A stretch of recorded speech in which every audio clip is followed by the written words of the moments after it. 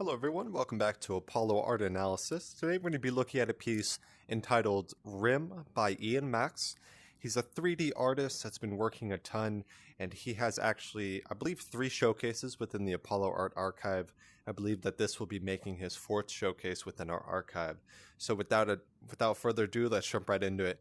So in our initial introduction, we're met with this immense glow. Notice the uniquely slanted perspective here. So, whenever you enter this piece, you would expect it to be parallel with the ground, right? But no, we have this unique slant perspective where we are viewing it from, of course, a slant. So that gives this really unique sense. It also brings the viewer in a bit deeper. It makes them interact with the piece. So they kind of have to turn their heads, oh, what's really going on here? Because it's not perfectly head on with them. So that gives it a really unique characteristic, and it makes the piece a little bit more dynamic that requires the viewer to interact with it a bit deeper. So I think that's also important to note. And whenever you first see this piece, you're likely going to be caught by this kind of glowing sort of sacred geometry here in the center spatial composition. And so it's not perfectly in the center. Of course, our center would be about here, but it does kind of offset right off the center. So it is included in the center region of the spatial composition, but is not in the direct center. So your attention is called near the center, but it's called past the center as well. So even that as well forces the viewer to interact a bit deeper with this piece and really just take a look at it and to spend some more time with it. And we know that artists always have an incredibly profound ability to capture their viewers' attention. And I think that that's also what displays right here. Notice this kind of light on dark contrast here. Of course, there's a kind of metallic texture here. You can see that the light is reflected, but most of the spatial composition is rather dark. You have elements of light back there, elements of light there, but this is definitely the brightest source in the piece. So this light on dark contrast really calls our attention with absolute ease, and it's unforgiving in that respect as well. It commands your attention and it refuses to let go. So I think that's also really important to note whenever taking a look at this piece. In the context of setting, we see what appears to be this massive machinescape. You have little bits of wiring here, kind of cascade. You have a bunch of series of wirings all around there. There's a really unique plating and kind of set tiers that go off and go deeper. That gives a unique sense of depth. It gives a much more dynamic visual experience as well, and it really gives you the illusion that you're looking into some kind of ancient artifact or some type of ancient machinescape. So there's a really unique juxtaposition happening here where we have this science fiction set, but it's also mixed with the sacred geometry that's really indicative of kind of archaic or early tribes. So there's a really unique contrast or juxtaposition going on there, and I think that's really important to note. Even though this is kind of a sacred geometry or sacred geometric piece, it's set within this just heavily science fiction landscape. So we have this very futurist theme also combining and going straight against the archaic tribal geometry theme as well. So I think that's really important to note. And from our perspective, you see that there's kind of this opening here. And of course, it slants towards us as it goes like that, just about. So there's kind of this pocket that this massive display.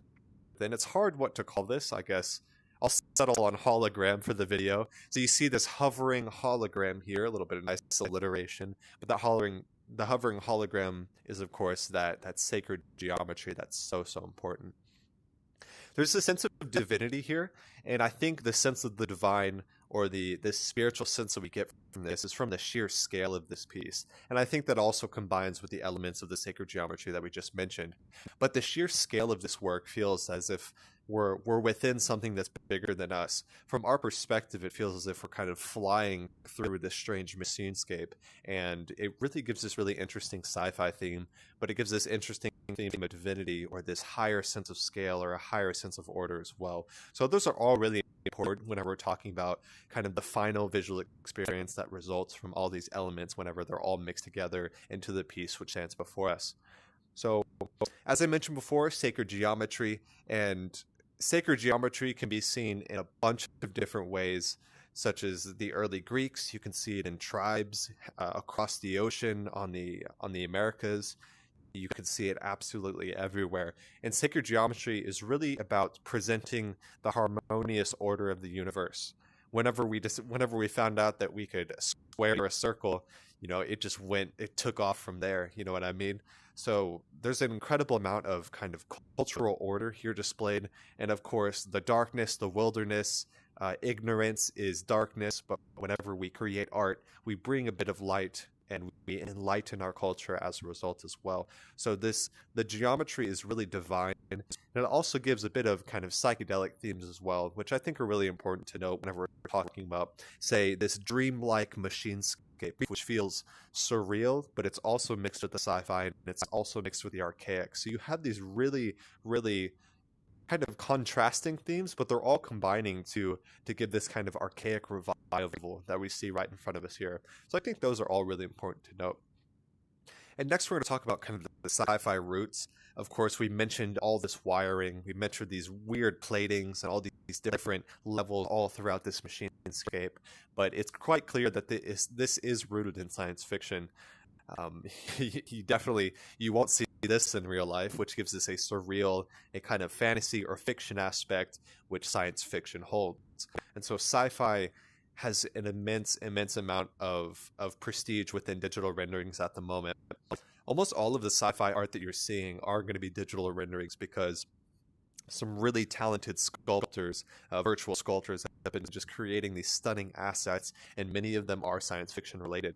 So if you're a 3D artist coming into the scene and you kind of have a slight vision and you see a bunch of sci-fi assets on, say, like a Blender asset store, then you're going to be using what you have available. And I see just so much sci-fi influence in the art today. So I think that's also incredibly important to note.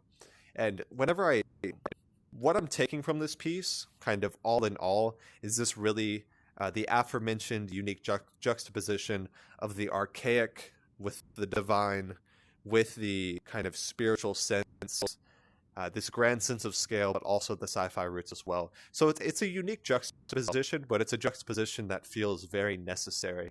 Whenever we look at, say, modern screens, for example, they have this glow, and this glow is ethereal. It's magic. It feels incredible. Part of this reminds me of the Mayans. And I can't say exactly why, so I won't go too deep into that unless I really develop on it. But that is just what reminds me personally, kind of the Mayans and Mayan geometric art. Possibly because of the sundials, maybe that's what I'm getting. But just an incredible piece here. As I said, this is going to be the fourth piece from Ian Max. Really talented 3D artist. The first piece that we showcased from Ian Max was actually inspired by Hulib, and I believe it was the piece entitled Deserted. So since then, we've had the amazing opportunity to study a lot of Ian Max's pieces, and it's just been incredible. So I want to take a closer look at first we're going to take a look at the gallery that Ian Max started working with, and then we're going to take a closer look at some of the other Ian Max's pieces that are currently being released at the time of making this video. So first off, this is the gallery that Ian Max has chosen to distribute his NFTs through, and we see they're entitled Starsight Studio Ltd, and they call themselves a semi-sustainable digital art gallery, curator, and free auction support service. So it seems they are partnering with different artists, and they're really working. See, like this piece, for example, is from Ian Max. This piece is also from Ian Max, kind of cultish vibes here. Also science fiction, heavily inspired as well. But the recent development Ian Max has been working on and releasing his NFTs alongside Starsight Studio. So it's really cool. And so here is Ian Max. I used to call him Ian Max because the full profile, but Ian Max is the artist name. A bunch of, of course, most of them fall within science fiction, but you see just the first piece we ever showcased from him, which was Deserted. He noted some inspiration from bunch of different pieces, but a lot of them come that science fiction influence. So I think that's important to note. So there are that have really been catching my hope right here. You see this incredible spotlight, this incredible contrast and emphasis on the end of air. And then you see, for example, we have this really unique sense of scale, much larger than the subject there, also science fiction root. And then here we have Rim. This is the piece that we're showcasing today and studying. And then we also have a cyberpunk. And then his newest piece, it's about 14 hours ago, also this kind of archaic, early geometric forms that are really reminiscent of that right there as well. You see that also showing up in the recent pieces. So Ian Max is experimenting quite a bit with kind of this archaic, ancient tribal geometry, but he's clearly doing so with in combination with the sci-fi influences that he brings from some of his past styles. So that creates a really, really unique visual experience, and I just wanted to share this piece with you guys today. I hope you guys enjoyed. Like I said, Ian Max has three other pieces within the gallery. This one's going to be his fourth showcase ever. Check out some of Ian Max's older pieces. We looked at some of his newer ones. We scrolled through them real quick. Check out some of his older pieces. Also, check out his new NFT with the Star Site Gallery. If you want to support an artist directly, NFTs are going to be the best way to do it. You know, there's no middleman. You're going straight to the original artists. So check out some of Ian Max's other works. If you want to support him directly, own one of his NFTs, you know, take a piece of that digital merchandise so you can really take part in the evolution of Ian Max's story. I hope you guys enjoyed. Hope you guys learned something on contrast, this unique juxtaposition of archaic geometry with science fiction. My name is Apollo. This is Apollo Art Analysis, and I'll see you on the next episode. Thank you guys. We hope you enjoyed today's episode. If you'd like to support our work directly, please check out our Apollo community tokens. Apollo Art Exchange is an ecosystem of art appreciation which elevates artists each and every day. Thanks for listening.